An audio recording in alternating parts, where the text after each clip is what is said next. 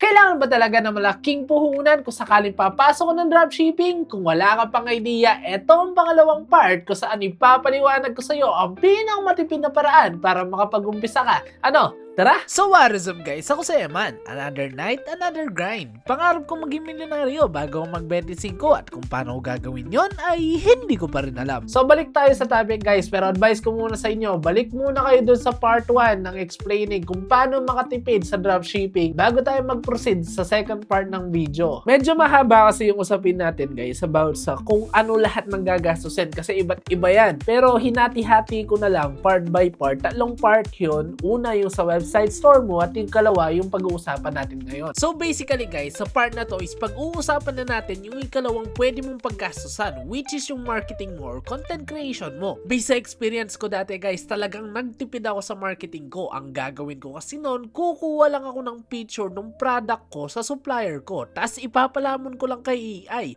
at AI na nun ang mag-generate ng picture or video para maging content ko. Napunta pa nga ako sa part na nag-avail ako ng isang product AI video generator. Application yun na i-upload mo lang yung picture mo tas AI na ang gagawa ng video para sa'yo, which is masasabi ko na sayang talaga sa pera dahil hindi talaga siya ganun kaganda. Nasa 4,000 yata yun guys monthly, so wrong move talaga ako doon. Ayaw kasi mag-test order noon dahil meron din presyo yung mga item ko, pero kakatipid ko, di ko na malaya na mas napapagastos ako. Kaya nung natuto ako sa mga ginawa ko, nagkaroon ako ng lakas na loob para mag-ipon at orderin ng mga test product ko sa supplier ko para din makagawa na ako ng sarili kong marketing materials. Bumili na rin ako ng mga ilaw at mga backdrop. Nag-order na rin ako sa Shopee ng parang mini studio. Ganto siya guys, oh, parang studio siya na dedicated lang sa product talaga. Nasa 5,000 yata lahat ng nagastos ko dyan guys, pero kung i-compare mo yung 5,000 sa 4,000 monthly is makakahinga ka talaga ng maluwag. Kasi guys, monthly nga siya, imu-multiply mo pa siya sa 12 months. Total is nasa 48,000 din ata siya in a year. Di katulad ng mga in-invest ko guys. Pwede ko pa siyang paggamitan sa iba't ibang bagay. Tulad ngayon guys, kung makikita nyo maganda yung lightings natin, hindi dahil lang sa camera lang yan, kundi dahil sa mga invest natin na ilaw. Bukod sa may ibang purpose na masusure mo pa na premium ang magagawa mong marketing materials. Nasa sayo na lang talaga kung paano mo didiskartehan ang atake mo. Syempre, kung iingatan mo ang mga gamit mo, mas tatagal sa'yo to at di mo na kailangan gumastos ng paulit-ulit. Palala lang guys ha, personal ko tong experience. Para sa akin, naging worth it to. Nakatipid ka na, mas nailabas mo pa yung full potential ng product mo. So basically, yun ang part 2 ng kwento natin guys. At sa huling part nito is meron tayong makakasama kasi naman guys, hindi pa tayo nag-ads. Mahirap namang i-discuss yung part na hindi natin alam. Sasamahan tayo ng isang kaibigan para i-discuss yun sa atin. Pero ngayon, bibitinin ko muna ulit kayo. Mag-comment lang kayo dyan ng gusto nyong itanong or gusto nyong itapik natin at sasagutin natin yan sa abot ng mga kaya ko. So paalam muna guys at mag-chest day tayo ngayon.